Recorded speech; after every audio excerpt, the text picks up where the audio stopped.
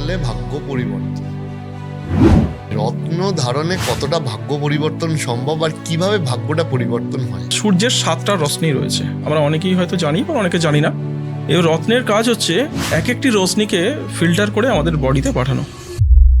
নীলা যদি কেউ ভুল পড়ে, শোনা যায় যে তার অনেক কিছু ক্ষতিও হতে পারে, এইগুলো কি ঠিক? সেক্ষেত্রে হয় কি, এই যে মানুষের মধ্যে অনেক ভুল ধারণা বা মিথ লুকিয়ে আছে যে নীলা পড়লাম মানে, যে আজকে পড়লাম মানে এই মুহূর্তে বা কালকের মধ্যে কিছু অঘটন বা দুর্ঘটনা ঘটে যেতে পারে। এটা কিন্তু সম্পূর্ণ কিন্তু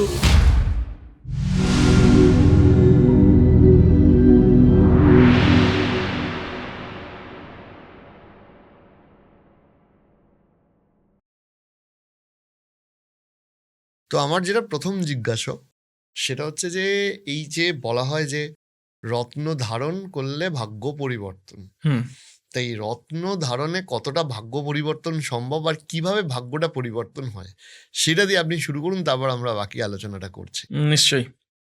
দেখো, রত্ন, এই যে মানুষকে বলা হয় যে রত্ন পড়লেই যে রত্ন সঙ্গে সঙ্গে ভাগ্য বদলে দেওয়ার যে চিন্তা ভাবনা, এগুলো কিন্তু সম্পূর্ণ ভুল চিন্তা ভাবনা। একদম আচ্ছা। প্রথমেই বলছি, সূর্যের 7টা রশ্মি রয়েছে, আমরা অনেকেই হয়তো জানি বা অনেকে জানি না।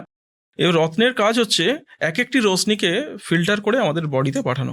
ঠিক আছে, একদম আমাদের স্ক্রিনের থ্রু আমাদের বডিতে পাঠানো হচ্ছে, এটাই হচ্ছে মূল কাজ। মানে স্টোনটা হচ্ছে আলো ফিল্টারের কাজ করে।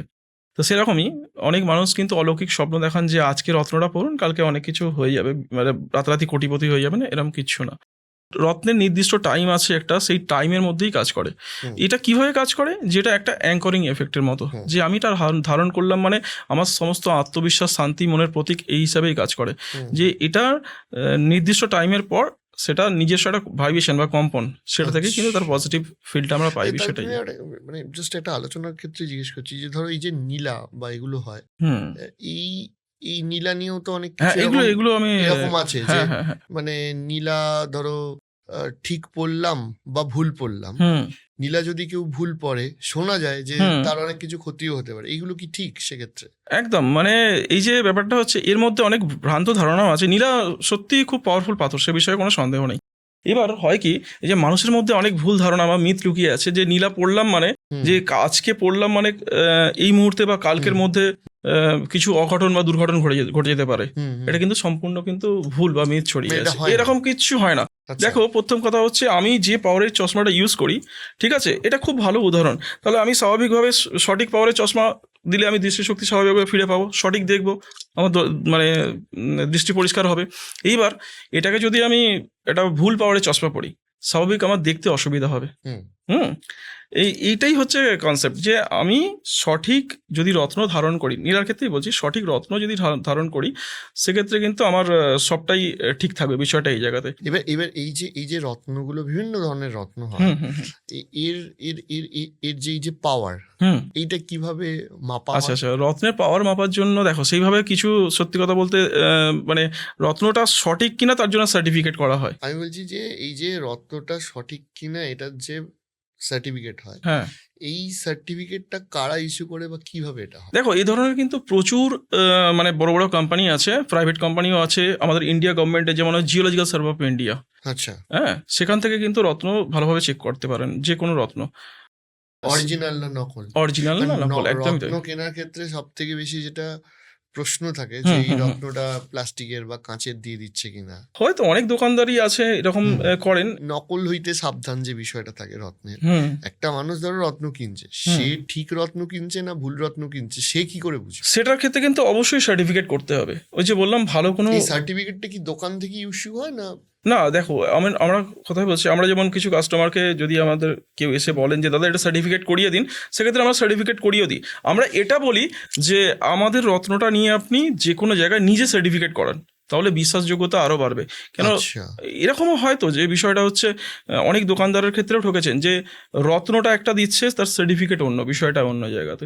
সেই জন্য আমরা কাস্টমারকে সবসময় বলি যে রত্নটা দোকান থেকে কিনুন আর নিজে গিয়ে সার্টিফিকেট করান, সেক্ষেত্রে জিনিসটা সঠিক কতটা আপনি স্বাভাবিকভাবে বুঝতে পারবেন। সার্টিফিকেটগুলো কোথা থেকে হয়? সার্টিফিকেট যেমন অনেক ব্র্যান্ডেড জায়গা আছে, যেমন আইজিআই আছে, জিআইএ আছে, জিআরএস আছে, এরকম সার্টিফিকেট। আচ্ছা, যেরকম জিআরএস সার্টিফাইড বলে একদম অনেকে একদম বিজ্ঞাপনও দেয়। একদম। আর কিন্তু সেক্ষেত্রে যেটা সুবিধা সেটা হচ্ছে যে আমি হয়তো সার্টিফিকেটটা একটা রত্ন দেখালাম, রত্ন আর একটা দিলাম, যদি দোকান থেকেই সব সময় নেওয়া হয় একদমই একদমই তার তাই। থেকে বেটার হচ্ছে আমি রত্নটা নিলাম, হ্যাঁ আমি আমার মতো করে সার্টিফিকেশনটা চেক নিশ্চয়ই নিশ্চয়ই এটাই করা উচিত। আজকে মানুষ যে ধরনের কথা বলছে, এই যেমন মানে মার্কেটে খুব প্রচলিত জিনিস যেটা চলছে, মানে একদম পুরো ভুয়োভাবে মানুষকে ঠকানো হচ্ছে, যেটা হচ্ছে এই ব্রাজিল পান্না। ব্রাজিল পান্না কিন্তু অনেকদিন আগেই আসা বন্ধ হয়ে গেছে। হ্যাঁ, অনেকদিন আগে। যারা একটু গুগল করবেন তারা বুঝতে পারবেন। ব্রাজিলের মূলত 4টে মাইন্স আছে, ঠিক আছে? তার মধ্যে সব থেকে সেরা মাইন্স হলো যে মিনাস জিরাইস, যাকে বলা হয়, ঠিক আছে? ওই মিনাস জিরাইস খনি থেকে যে পান্নাটা পাওয়া যেত, সেটা হচ্ছে ব্রাজিলের সব থেকে ক্রিস্টাল জাতের পান্না এবং ডিপ গ্রিন পান্না। সেটা সারা বিশ্ব মানে পৃথিবী বিখ্যাত পান্না, সেই জন্যই ব্রাজিল পান্নার এত খ্যাতি। এইবার ব্রাজিলের বাহিয়া অঞ্চল থেকে একটা পান্না আসে, সেটাকে কি হয়, ওই অনেক মানুষ বিক্রি করছেন, অনেক দোকানদাররাও বিক্রি করছেন, মানে বাজারে প্রচলিত নাম হচ্ছে সাকোটা, ঠিক আছে? এইবার বাহিয়া অঞ্চল থেকে যে পান্নাটা আসছে একদম অত্যন্ত নিম্ন গ্রেডের পান্না, ওটা কিন্তু কান্ট্রি ব্রাজিল, ঠিক আছে? একদম একদম ব্রাজিল থেকে আসলেও মানে একদম সব প্লেয়ার তো নেইমার বা একদম রোনাল্ডো হয় না। ঠিক ঠিক একদম একদম বাস্তব কথা, একদমই তাই। মানে আমার পাড়ার মাঠে যদি কেউ ব্রাজিল থেকে আসে সে রোনাল্ডো না না না, ঠিক ঠিক ঠিক এরকমই ব্যাপার। তো সেই রকম ব্রাজিলের পান্নাটা, যেটা এই বাহিয়া অঞ্চল থেকে যে পান্নাটা আসে, সেটাকে ওপেক পান্না, তার মধ্যে ট্রান্সপারেন্সি 0 বললেই ভালো হয়, ঠিক আছে? সেই পান্নাটাকে ব্রাজিলের যে মিনাস জেরাইস খনির পান্নাটা, সেটার সঙ্গে তুলনা করে মার্কেটে বিক্রি করা হচ্ছে, এখন বিক্রি হচ্ছে। কিন্তু মানুষ একটু ভালো করে গুগল করলে বুঝতে পারবেন, যেটা নিয়ে রিসার্চ করলে, অরিজিনাল যে মিনাস জিরাইস খনির পান্না, সেটা কিন্তু বহুত দিন আগেই বন্ধ হয়ে গেছে। মানে এইটা না, আজকের ডেটে ধরো অ্যাস্ট্রোলজি নিয়ে আমি বা রত্ন পড়া নিয়ে আমি দু ধরনের মানুষ দেখেছি। একদম, একটা মানুষ মানে একটা সেগমেন্টের মানুষ যারা খুবই সাকসেসফুল, নিশ্চয়ই আমি শুধু এক্ষেত্রে সাকসেসফুল মানুষদের দিয়েই তুলনা করছি, ঠিক ঠিক ঠিক ঠিক। আনসাকসেসফুল মানুষের স্টোরি অনেকে শুনতে চায় না, ঠিক তাই, যদিও সবার স্টোরি শোনাটাই আমাদের কাজ। নিশ্চয়ই, স্টিল আমি বলছি একদম যে হয়তো এটা এইভাবে বললে মানুষের ইন্টারেস্ট লাগে। নিশ্চয়ই এই যে রত্ন নিয়ে বিভিন্ন ধরনের প্রশ্ন আসছে, কিন্তু আমি এই কারণে বলছি যে বহু মানুষ রয়েছেন যারা রত্ন ধারণ করেন, ঠিক আছে? এবার ধরো অনেকের টাকা নেই এনাফ, ঠিক আছে? সেক্ষেত্রে কি এরম ব্যাপার আছে যে রত্ন শুধুমাত্র সোনার আংটিতে ধারণ করলে বেশি লাভ হবে, বা ধরো একই রত্ন, একই একটা রত্ন রয়েছে, সেটা আমি সোনার আংটিতে পরলে, রূপোর আংটিতে পরলে বা তামার আংটিতে পরলে এর কি এফেক্টের পরিবর্তন হয়? একদমই হয় না। এটা নিয়েও মিথ ছড়িয়ে আছে। দেখো, প্রথমত হচ্ছে আমি যদি রত্নকে একটা বাল্বের সঙ্গে তুলনা করি, ঠিক আছে, তো মানে তামা হোক, রূপো হোক, সোনা হোক, সেটা কিন্তু সেই বাল্বের তার, ঠিক আছে? এইবার আমি যদি সুইচ অন করি, স্বাভাবিকভাবে বাল্বটা নিজের ক্ষমতাতেই জ্বলবে, এটাই নিয়ম। তারের দাম কম, তামার তার দিয়ে আমি জ্বালছি বলে বাল্বটা আলো কমে যাবে, আর সোনার তার দিয়ে জ্বালছি বলে আলো বেড়ে যাবে, এরকম কিন্তু না বিষয়টা এই জায়গাতে। অর্থাৎ এগুলো সম্পূর্ণ ভুল কথা।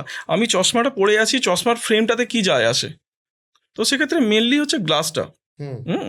এইগুলো হচ্ছে মানুষের ভ্রান্ত ধারণা, মানুষকে ভুল বোঝানো হয় যে তুমি যা কিছু দিয়ে, মানে তামা দিয়ে ধারণ করো, রূপো দিয়ে ধারণ করো, সোনা দিয়ে ধারণ করো, রত্ন কিন্তু রত্নের নিজস্ব কাজটাই করবে, কারণ রত্নের মধ্যে যে এনার্জি ফ্রিকোয়েন্সি কাজ করে সেটাই হচ্ছে কাজ, আর অন্য কিছু না। বিষয়টা এইটা, সেটা তুমি যা কিছু দিয়েই ধারণ করো। এরকম তো তাহলে হওয়া সম্ভব যে আমি শুধু ইউজড না, আমি যদি ভুল পাথর পড়ি, মানে ডাক্তার যদি ভুল প্রেসক্রিপশন দেয়, হ্যাঁ একদম একদম, ভুল ওষুধ খেলে আমার শরীর খারাপ হবে, স্বাভাবিক। আচ্ছা, আমার ক্যারেক্টার অনুযায়ী আমি যদি ভুল পাথর ধারণ করি বা রত্ন ধারণ করি, সেক্ষেত্রে কি ক্ষতি হওয়ার সম্ভাবনা থাকে? হ্যাঁ, এবার এই যে ক্ষতির যে ব্যাপারটা, এটাকে কিন্তু এই যে নীলার কথাটা বলতে বলতে থেমে গেলাম, সেরকমই নীলা ওই যে একটা যথেষ্ট পাওয়ারফুল রত্ন, সে বিষয়ে কোনো সন্দেহ নেই। তো বিষয়টা হচ্ছে, পড়লেই যে তোমার দুর্ঘটনা ঘটছে বা অলৌকিক কোনো কিছু সমস্যা হচ্ছে, এটা কিন্তু সম্পূর্ণ মিথ কথা। তো এইরকমই, তো আমরা যেমন কথাই বলছি, যে জিনিসটা যেমন, যে ডাক্তার যদি সঠিক নিয়মে আমাদেরকে ওষুধ দেন, সেক্ষেত্রে স্বাভাবিকভাবে আমাদের রোগ সেরে যায়। সেটা যদি নিজে বুঝে খাই ওষুধটা, পার্শ্ব প্রতিক্রিয়া দেখা দেয়। সেরকম নীলার ক্ষেত্রেও, যে আজকে পড়লাম মানে, যে এই চশমাটা যদি আজকে একটা ভুল পাওয়ারের চশমা পড়লাম মানে সঙ্গে সঙ্গে আমাদের চোখ নষ্ট হয়ে যাবে বা কিছু মানে অনেক কিছু প্রবলেম হবে, এটা কিন্তু সম্পূর্ণ ভুল ধারণা, একদম পুরো ফেক কথাবার্তা। তো হয় কি, যেটা আমার অস্বস্তি বোধ হতে পারে, হ্যাঁ, আমাদের দেখতে অসুবিধা হতে পারে, মাথার যন্ত্রণা হতে পারে, সেরকম রত্ন হচ্ছে নীলার ক্ষেত্রেও কিন্তু একই জিনিস। আচ্ছা। যে তুমি ধারণ করেছো মানে তোমার ভিতর থেকে একটা অস্বস্তি বোধ হতে পারে, যদি তোমার শ্যুট না করে অস্বস্তি বোধ হতে পারে, বা তুমি ভুল সিদ্ধান্ত নিতে পারো, বিষয়টা এই জায়গাতে ভুল সিদ্ধান্ত নিতে প্রভাবিত করে, এই ঘটনাগুলো ঘটতে পারে। বলে পড়লে মানেই সঙ্গে সঙ্গে দুর্ঘটনা ঘটলো, এটা কিন্তু সম্পূর্ণ মিথ কথা। ওকে। হ্যাঁ, এগুলো মানুষ, যেহেতু এর এফেক্টটা এমনি ধীরে ধীরে হয়। হ্যাঁ। তারপরে আরেকটা মজার জিনিস হচ্ছে, দেখো এই নীলাকে কিভাবে বালিশের নিচের রেখে অনেক মানুষ এটাকে টেস্ট করেন, খুব মজার বিষয়। তো এরকম এর কোনো মানে বৈজ্ঞানিক ভিত্তি নেই। আচ্ছা। হ্যাঁ, এই যে আমি একটা ওষুধের খাম যদি হাতে বেঁধে নিই, হ্যাঁ, সেক্ষেত্রে কি আমার শরীরে রোগ সারবে? আচ্ছা। সারবে না তো, স্বাভাবিকভাবে। সেরকমই চশমাটা খুলে যদি আমি কাপড়ে বেঁধে আর বালিশের নিচে রেখে রাত্রে ঘুমাই, আমি স্বাভাবিকভাবে আমার চোখের ওপর কোনো প্রভাব ফেলবে না, সেটাই স্বাভাবিক। সেরকমই তো নীলার ক্ষেত্রে ঠিকই একই জিনিস, যে তুমি রত্নটা বালিশে রেখে নিচে রেখে ঘুমাচ্ছ কি হাতে বাঁধছো, তাতে তোমার কোনো রকম এফেক্ট তার কিছু তুমি বুঝতে পারবে না, বিষয়টা এই জায়গাতে। রত্ন তখনই কাজ করে যে সান রে এর ওপর পড়তে হবে, সূর্যের সাতটা রশ্মি যখন আমাদের, এক একটা রত্ন হচ্ছে এক একটা মানে কি বলবো, মানে এক একটা পাথর হচ্ছে এক একটা আলোক ফিল্টার হিসেবে কাজ করে। আমরা খালি চোখে যে রত্নটা দেখছি তার মধ্যে দিয়ে যে আলোটা পাস হচ্ছে, সেটা কিন্তু সম্পূর্ণ সবসময় ঠিক হয় না, বিষয়টা এই জায়গাতে অনেক ক্ষেত্রে ভুল হয়। কিরকম, একটা পোখরাজের মধ্যে দিয়ে আমরা স্বাভাবিকভাবেই ভাবি যে এর মধ্যে দিয়ে হলুদ আলো পাস হয়, বা এর মধ্যে দিয়ে হলুদ রশ্মি পাস হয়। তো যাই হোক, এটা কিন্তু সম্পূর্ণ ভুল কথা, ঠিক আছে। এর মধ্যে দিয়ে পাস করে হালকা নীল রশ্মি, এটা অনেকেই হয়তো জানেন বা অনেকেই জানেন না, এটা খুব মজার বিষয়। সেরকমই যেমন পলার মধ্যে দিয়ে হলুদ রশ্মি পাস হয়, দেখতে পাত্রটা লাল, কিন্তু ওর মধ্যে দিয়ে রশ্মিটা পাস হচ্ছে, সেটা হচ্ছে হলুদ। আচ্ছা, ওইগুলো ধারণ করতে হবে এবং পরে বেরোতে হবে। একদমই তাই। তুমি এই দোকানটা কবে স্টার্ট করলে? দেখো, প্রথমত আন্দুলে আমাদের দোকানটা হচ্ছে 14.5 বছর হবে। এটা কি তোমার হাত ধরে স্টার্ট? এটা আমার হাতেই স্টার্ট। এর আগে ছিল আমাদের RK জেমস, মানে রক্ষাকালী জেমস। সেটা হচ্ছে আমাদের গ্রামে, মানে আমতা থেকে 12 কিলোমিটার রাস্তা মাজু, সেখানে গ্রামেই আমাদের দোকান ছিল আগে, ঠিক আছে। ওইটা RK জেমসটাও কি তোমারই তৈরি করা? না, RK জেমসটা হচ্ছে মানে দাদুর আমলের, ঠিক তাই। তারপর ওই দোকানটা তখন বাবার আর চালাননি? না, একদমই না। মেনলি হচ্ছে কাকু চালাতেন দোকানটা, RK জুয়েলার্স নামে চালাতেন, সেখান থেকে RK জেমস চলতো। স্বর্ণাঞ্জলি, এটা আমার হাতেই তৈরি, একদম। এবার তুমি আমাকে বলো, এই স্বর্ণাঞ্জলি যে ব্র্যান্ডটা রয়েছে, তোমরা কি ডিল করো? আমরা মেনলি হচ্ছে জেমস্টোনের উপর ডিল করি। সোনার কাজ কি তোমরা করো? না, সোনার কাজ আমরা করি না, জেমস্টোনটা দিয়ে দাও। একদম জেমস্টোনটা, আর জেমস্টোনটা আমরা একদম হোলসেল ডিল করি। হ্যাঁ, আমরা অ্যাকচুয়ালি কি দেখো, আগে দোকানে বিভিন্ন দোকানে আমরা মানে জেমস্টোন সাপ্লাই করতাম, ঠিক আছে। দোকানে বা বিভিন্ন জ্যোতিষ আছেন, তাদেরকে আমরা সাপ্লাই করতাম। এইবার কি একটা সময় মনে হলো যে মানুষ তো এই জেমস্টোন কিনে অনেক ঠকছেন, বিষয়টা এই জায়গাতে। মানে প্রথমত দামে ঠকছেন, হ্যাঁ, মানে যেটার দাম হচ্ছে 2 টাকা। এইটা একটা বড় ফ্যাক্টর, জেমস্টোনের সঠিক দাম পাওয়াটা একটা দুষ্কর ব্যাপার। একদমই তাই। কিভাবে মানুষ ঠকে দামে? দেখো, দামে হচ্ছে প্রথমত হচ্ছে আমরা যে কাজ করি একদম ডিরেক্ট মাইন্স থেকে কাজ করি। আচ্ছা। হ্যাঁ, সেই জন্য আমরা একদম সস্তায় জেমস্টোন সেল করতে পারি। মানে তোমরা যে জেমস্টোনটা নিচ্ছ, হ্যাঁ, সেটা সরাসরি মাইন্স থেকে নিয়ে এসে তোমাদের হোলসেল থেকে তোমরা সেল করছো? নিশ্চয়ই, একদমই তাই। তার ফলে মাঝখানের যে দাম বাড়ার যে ব্যাপারটা, হ্যাঁ, রত্ন কি হয়, যত হাত পরিবর্তন হয় তত দাম বাড়তে থাকে। আচ্ছা। কিন্তু আমরা কি হয়, ডাইরেক্ট মাইন্স থেকে কাজ করছি বলে সেই জন্য এত সস্তায় সেল করতে পারছি, আর অন্য কোনো কারণ না। আজকে দেখো, আমি একটা 1000 টাকার অধিক জিনিস কিনে নিয়ে এলাম, হ্যাঁ, স্বাভাবিক আমি সেটাকে 1050 টাকার অধিতে আমি দোকানে বিক্রি করে দিচ্ছি। এবার এটা আমাদের যেমন সারাদিনে অজস্র কাস্টমার দোকানে, এবার আমাদের সেলের ওপর আমাদের টার্গেট থাকে, যে আমাদের কতটা সেল হবে সেটার উপর টার্গেট থাকে। কত একটা বিক্রি করে কত রোজগার করলাম সেটা না, বিষয়টা এটা সেলে আমাদের সেটা পুষিয়ে যায়। হ্যাঁ, এইবার সেলসটা বেশি, একদমই তাই। এবার মানে এটা হয় কি, এবার আমাদের কাছ থেকে যারা নিয়ে গিয়ে রিসেল করছেন তারা একটু দাম বেশি, হ্যাঁ, স্বাভাবিকভাবে তাদের। তাহলে তুমি একটা কথা বলো, যে ধরো তোমার কাছে কেউ যদি, একটা তো হোলসেল হয়, আমি সোনার দোকানের ব্যবসায়ী, আমি তোমার থেকে স্টোন নিয়ে চলে গেলাম, একদম ঠিক তাই। এবারে ধরো আমি কাস্টমার, হ্যাঁ, আমি কি ইন্ডিভিজুয়ালি তোমার কাছ থেকে কিনতে পারবো? 100% কিনতে পারবে।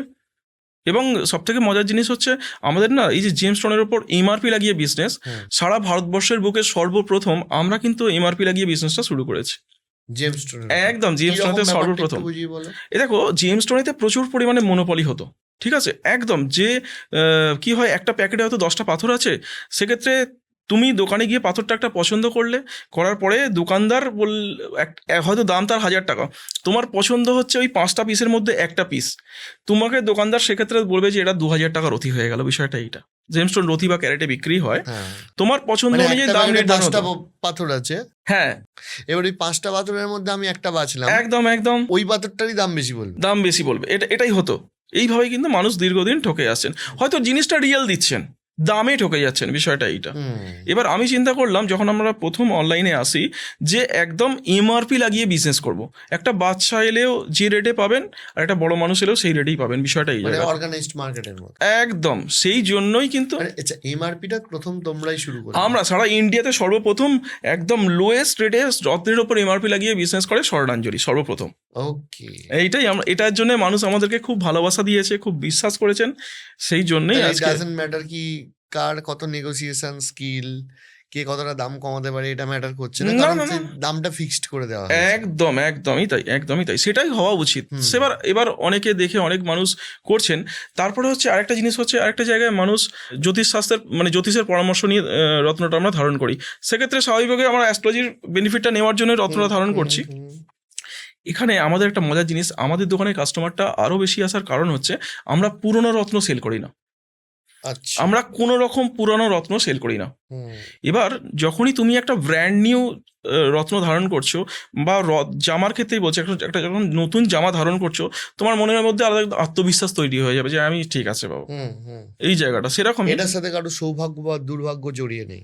একদমই তাই, সেরকমই রত্ন কি হয়, যদি পুরানো হয় সেক্ষেত্রে প্রত্যেকটা মানুষের কি হয়, রত্ন ধারণ করে এই কারণে মানুষের মানে একটা অশান্তি থেকে মুক্তি পাওয়ার জন্য, রোগ ব্যাধি বিভিন্ন রকমের সমস্যা, নেতিবাচক এনার্জি থেকে মুক্তি পাওয়ার জন্য রত্ন ধারণ করছে।